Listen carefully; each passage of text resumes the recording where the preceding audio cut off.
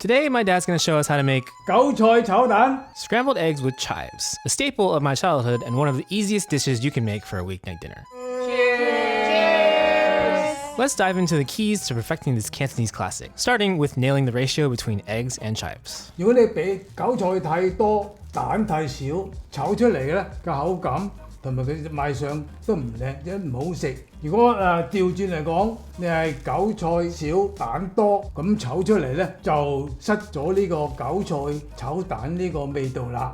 我就今日用半磅，即係8安士嘅韭菜，配6隻蛋，可以你5隻蛋都亦都 OK。我先將啲韭菜浸喺水洗佢先嗬，將浸水佢嗱，咁樣浸水。浸緊水嘅時候咧，我就將啲蛋攪下先嚇。We'll set aside the chives and crack the eggs. 隻蛋你唔知道佢係新唔新鮮嘅嘛，係咪？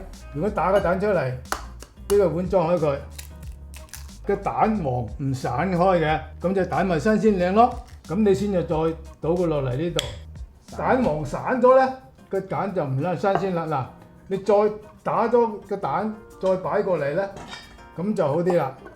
咁你知道嗰隻蛋係靚啲嘅，倒過嚟，先倒過嚟呢度。如果你唔係咁嘅話，你直情打過嚟呢度咧，啲好嘅蛋撈埋嗰啲壞蛋，咁你咪又嘥咗，係嘛？餐館就唔係咁啦，我唔係喺屋企咁啦。屋企通常我就咁做啦，靚咁咪得啊！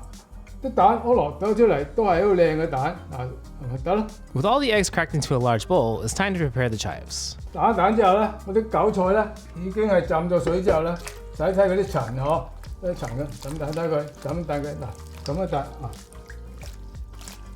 咁嚟呢度咧，咁你就調轉佢頭嗰度，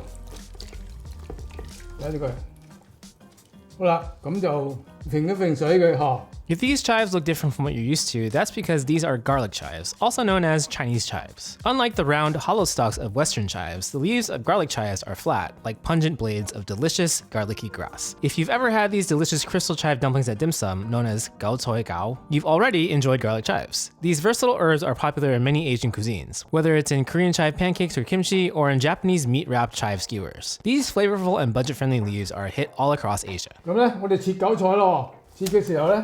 呢個尾咧就唔好要啦，呢個尾就有啲葉啊老咗嘅，尾係老嘅。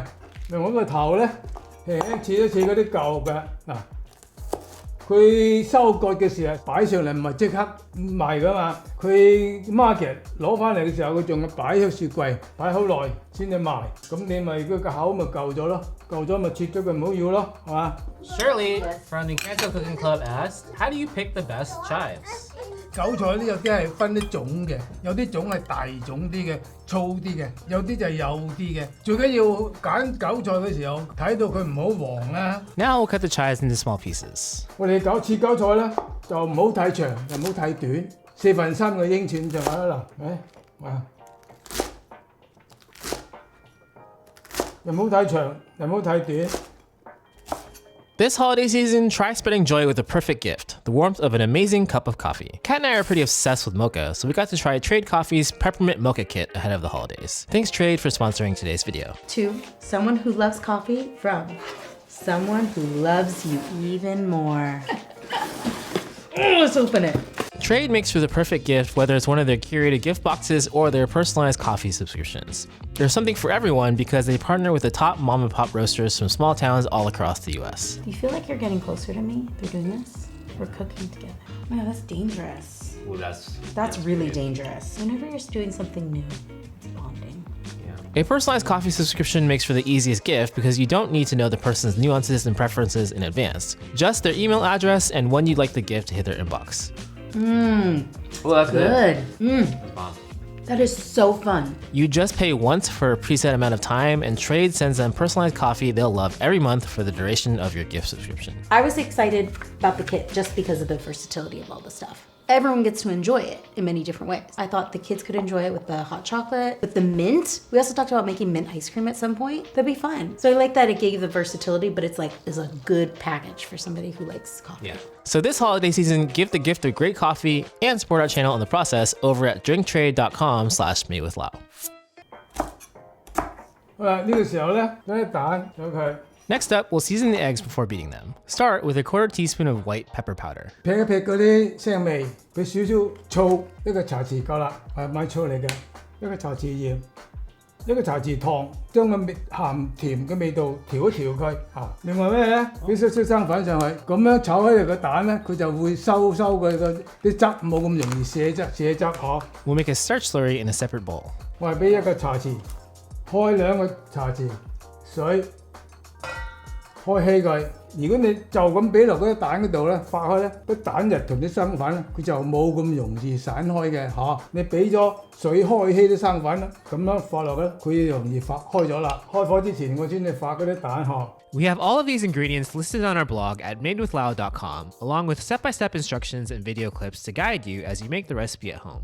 嗱，朋友們，韭菜切咗，蛋打咗，嗱先開火嗱。開慢火嗱，就發個蛋先啦。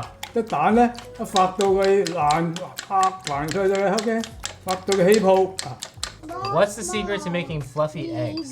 總之係發蛋嘅時候咧，發得佢起晒泡，再你嘅時候再落少少醋落去，或者再落少少糖啲油上去一齊發，咁炒起上嚟啲蛋咧會鬆軟啲。臭有咩味？腥啲蛋或者有啲腥味啊嘛。你點解用呢個鐵鑊啊？呢個底闊啲，炒起嚟就比較容易炒啲。如果你嗰個鐵鑊尖啲嘅底，就炒上嚟就比較係冇咁容易做嚇。佢因為個闊啲倒落去，佢就好快脆連底。如果你嘅底淺深嘅咧，佢倒咗啲蛋集中喺度就冇咁好炒啦。用煎拼都 OK 嘅，大力啲啊！睇到發到佢而家起晒泡啦，係咪？ When the egg mixture has formed large bubbles and the wok is hot enough, we're going to cook the chives first. 隻鑊咧就燒到夠熱啦，睇到佢啲煙已經出嚟啦，就慢慢收翻火，慢火啲嘅俾少少油上去先，少少油，啷勻佢。然之後咧就俾啲韭菜上去，兜佢香啲啊。OK， 攪勻佢。With the heat on medium, we'll cook the chives for about a minute. 炒出啲香味先。When Lee asks, why are the chives so tough sometimes? Are they too old? 都係太老咯。因為啲韭菜如果太老嘅咧，佢炒上嚟會硬。另外一個咧就係呢個季節性嘅問題。新馬之前嗰啲韭菜咧就會嫩啲，新馬之後咧嗰啲菜咧就會老啲㗎啦。If it's not in season, what alternatives can you use? 炒蛋就好多菜好似配炒蛋，韭黃苦瓜炒蛋，涼膠炒蛋，有嗰啲尖嗰隻豆角炒蛋，豆仔可以做到炒蛋嘅，芽菜炒蛋都 OK， 不過芽菜炒蛋就濕得滯。炒韭菜呢度啦，唔好俾鹽落去嚇，如果俾鹽落去咧，啲韭菜嗰啲鹽之後佢會瀉水嚇。好啦，炒到差唔多熟㗎啦，嗱睇到好啦，將佢倒過嚟喺蛋嗰度，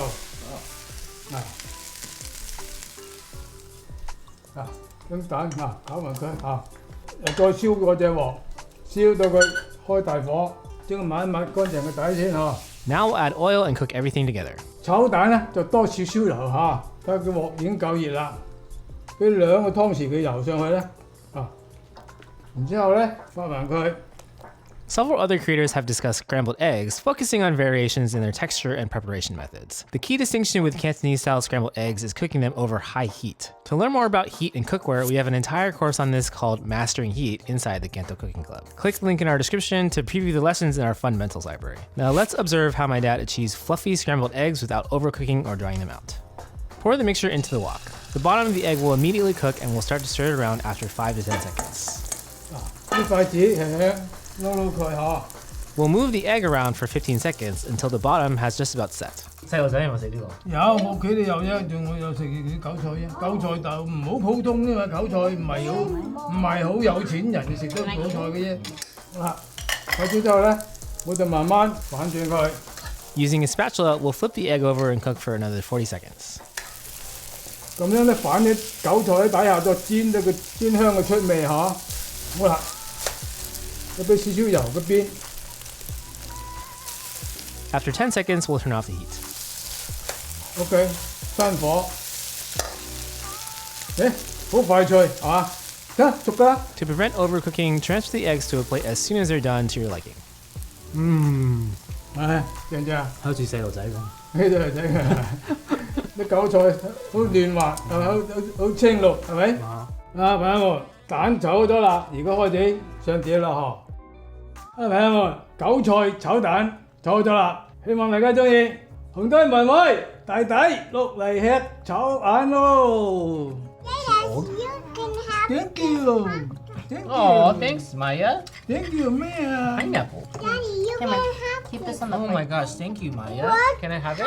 Hey, Silly, what happens if the sun swallows Earth? Ooh, Oh, good question. Good question.